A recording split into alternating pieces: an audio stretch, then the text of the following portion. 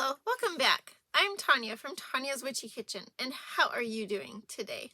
The weather has definitely taken a turn for the cold. It's sweater weather. We finally had our first freeze last weekend, and oof. My daughter and I, we picked the rest of the herbs and the rest of the tomatoes and peppers, and even though I didn't plant any tomatoes or peppers this year. That wasn't what I planted, but somehow I ended up doing a lot of processing of tomatoes and freezing of peppers. Not enough, because I still have a bunch left to do. But yeah, it was, yeah.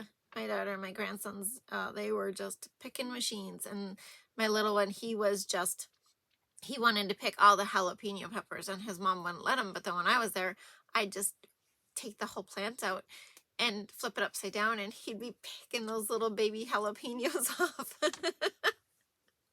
don't think it's the outside that burns. It's the inside that burns more. Yeah, for sure. Oh, but yeah, it sure feels like the whole... It gets to this point, and it's just like it's the year's winding down, even though I know it's gonna shift and do an upspeed, through the Christmas season. Get so busy. Doesn't seem to matter how well you are at time management or organization or anything, because I just haven't found a process that works for me, or I can A, B, C, D, E, F, G. It doesn't matter. I do that. I'll do this. I'll be like, this is what I have to do. And then I have notes all over, and I still have this note over here that says I have to get this done, but it's still sitting there, and because X, Y, and Z butted in front of A. So yeah, I don't know. That's what I've been working on. Remember I was talking about bettering yourself and stuff we don't like about ourselves. That's what I've been working on, is my time management and getting more done in a day than I was before. Yeah, it's not that easy. But anyway, today we are doing melt and pour into sugar cube scrubs. I like to keep my melt and pour. It depends what I'm using it for, but I don't, yeah, you'll see. Yeah, so we're making melt and pour soap and turning it into sugar cube scrubs. They are delightful. They look a little rough. They're kind of like, mine are kind of like hot process soap.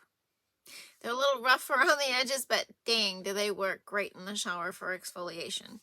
Yep, loaded with sugar and Shea and all those good things we will see in the video.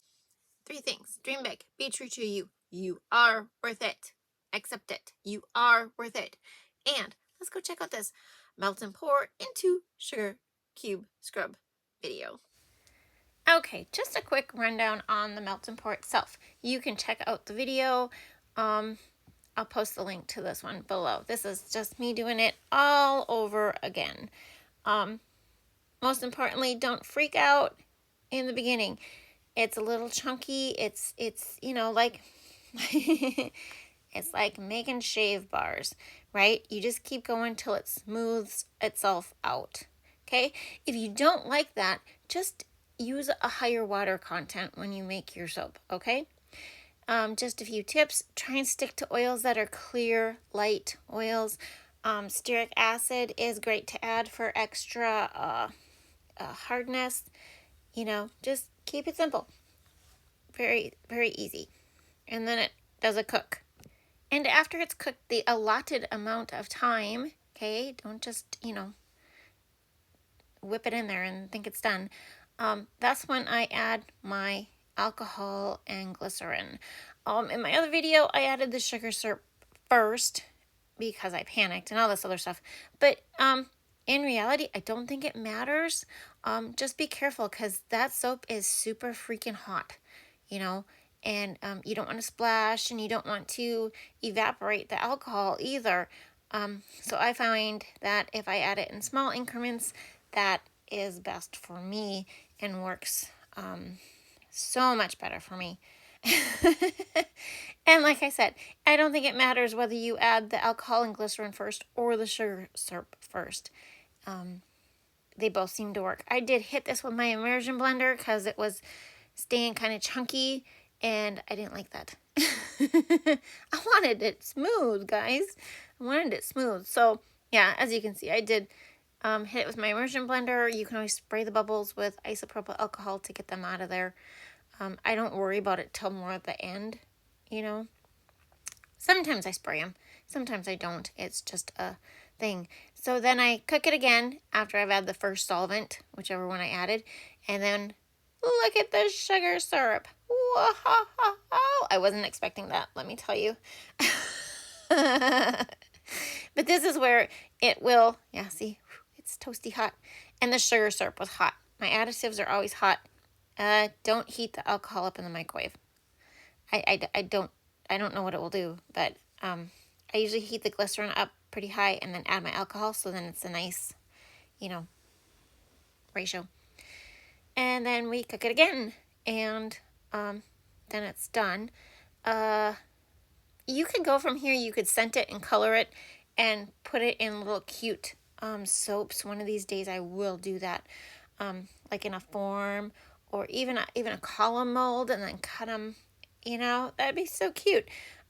Just haven't, I always use these for my sugar scrubs, so, or if I make little kids soaps with little toys in them, but it's all a thing.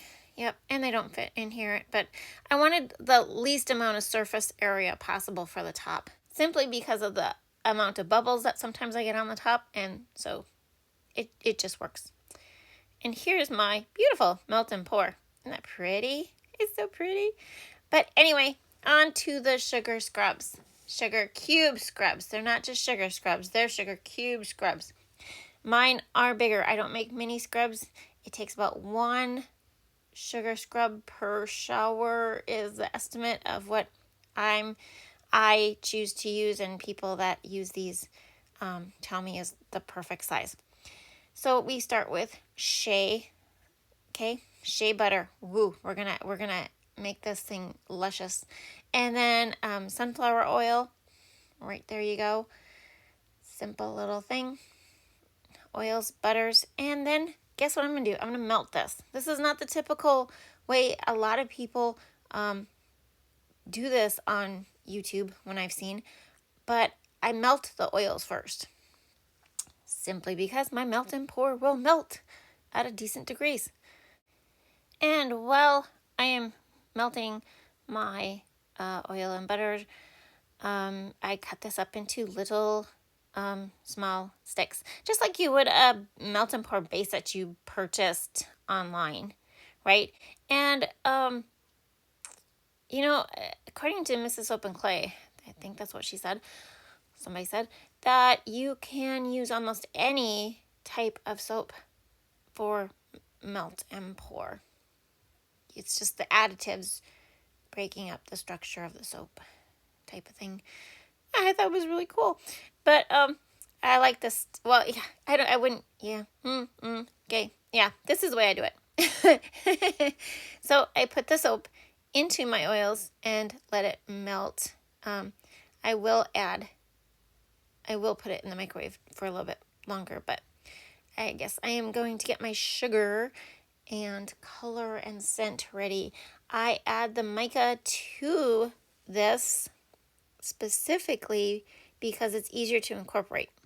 I will tell you seriously, it is not fun to, it looks fine when you put it it looks so pretty when you put it in the soap, but when you have to incorporate it into the sugar, it's just not, it's not as smooth looking, if you want to say that. I also add my fragrance oil to the sugar mixture. I know that's a little weird, but it really incorporates well. you know, you get it all over, dispersed. It's just it's a handy dandy thing to do. Okay. And then, you know, after that's all done, we will be going back to my melt and pour with the oils and Shea and putting that into the microwave because it's just not hot enough. Probably bring it up to about 170. And then after that, once everything is melted and not chunky, it should melt pretty well at that point.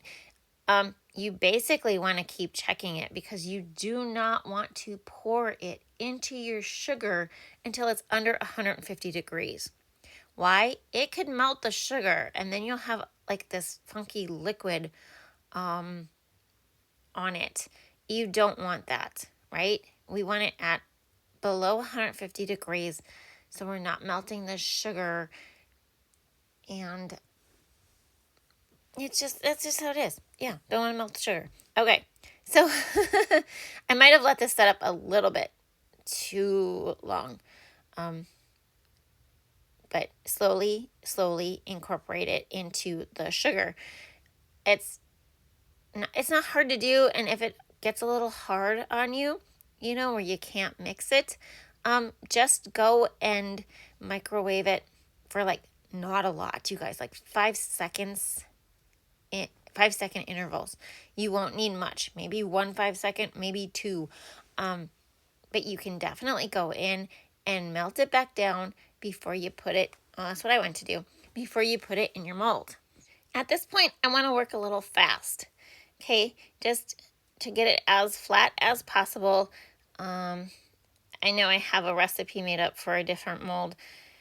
That'll be easier to work with, but for this demonstration, this is the one I used. And I've done this. I take saran wrap and just, you know, try and flatten it out as best as I can without, finger holes and lumps and ridges and all that stuff. Just to flatten it out, smooth it out. Yeah, see? Okay? And, I mean, worst case scenario, you can remelt this. You can remelt this. I put it in the freezer for 20 minutes, like a big, not my fridge freezer, but like a big freezer, for about 20 minutes, and then carefully take it out of the mold. You can take a paper towel. I always use a paper towel to just collect any residue. Sometimes I swear it's the sugar that kind of melts a little bit, and, you know, just tap it, you know, like you would bacon. And then carefully cut it to the size you want. That's all there is to it, guys. Really, they're pretty simple. They're pretty fun to use. Yeah. And like if you cut them really funky, like if they just don't want to cut, or it's been in the freezer too long or not long enough, like I said, you can remelt this down carefully, and you'll have your sugar scrubs. And aren't they cute? Seriously. But anyway, I hope you had a good time. Thank you for dropping by. I will see you next time. Bye-bye.